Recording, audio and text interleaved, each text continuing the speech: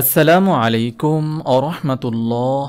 10 minute মাদ্রাসায় আপনাকে স্বাগতম। হযরত মুসা আলাইহিস সালাম একদিন আল্লাহর কাছে জিজ্ঞেস করলেন, হে প্রভু, আমার অনুসারীদের মধ্যে কে সবচেয়ে বড় পাপী?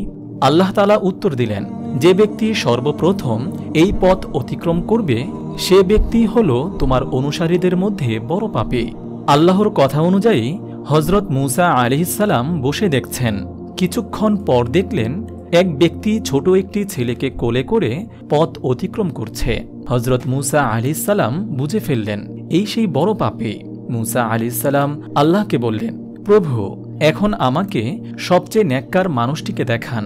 আল্লাহ তাআলা উত্তর দিলেন, সূর্য ডোবার সাথে সাথে যে লোকটি তোমার পূর্ব স্থান দিয়ে চলে যাবে সেই হলো সবচেয়ে নেককার মানুষ।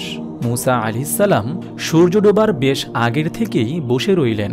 যেই সূর্য ডুবছিল দেখলেন সেই সকালের ওই ব্যক্তি ছোট ছেলেকে কোলে করে ফিরে যাচ্ছে। মুসা আলাইহিস সালাম হতভম্ব হয়ে আল্লাহকে জিজ্ঞেস করলেন, প্রভু, একই ব্যক্তি মহাপাপী আবার মহা নেককার মানুষ?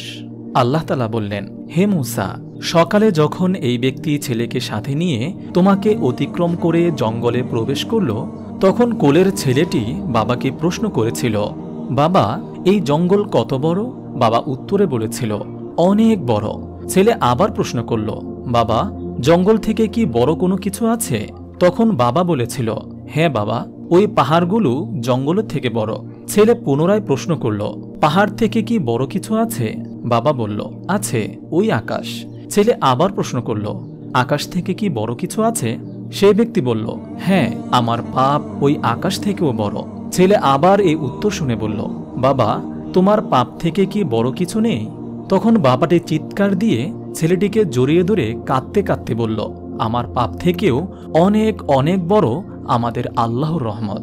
হে মুসা, ওই ব্যক্তির পাপের অনুভূতি ও অনুশোচনা আমার এতই পছন্দ হয়েছে যে সবচেয়ে পাপী ব্যক্তিকে সবচেয়ে নেককার ব্যক্তি বানিয়ে দিয়েছি। মনে রেখো, আমার শাস্তির হাত থেকে ক্ষমার হাত বহুগুণ বড়। যারা তওবা করে, বিশ্বাস স্থাপন করে এবং সৎকর্ম করে, আল্লাহ তাআলা তাদের গুনাহকে নেকি দ্বারা পরিবর্তন করে দেবেন। আল্লাহ তাআলা অতীব ক্ষমাশীল, পরম দয়ালু। সূরা ফুরকান আয়াত ৭০। ইয়া আল্লাহ, আপনি আমাদের সকলের অতীতের গুনাহসমূহ ক্ষমা করে সামনের দিনগুলোকে ঈমানের সাথে সত্য পথে চলার তৌফিক দান করুন, আমিন। আপনি যদি এরকম ভিডিও আরও পেতে চান তাহলে এই চ্যানেলটি সাবস্ক্রাইব করে পাশে রাখা বেল আইকনটি অন করে দিন।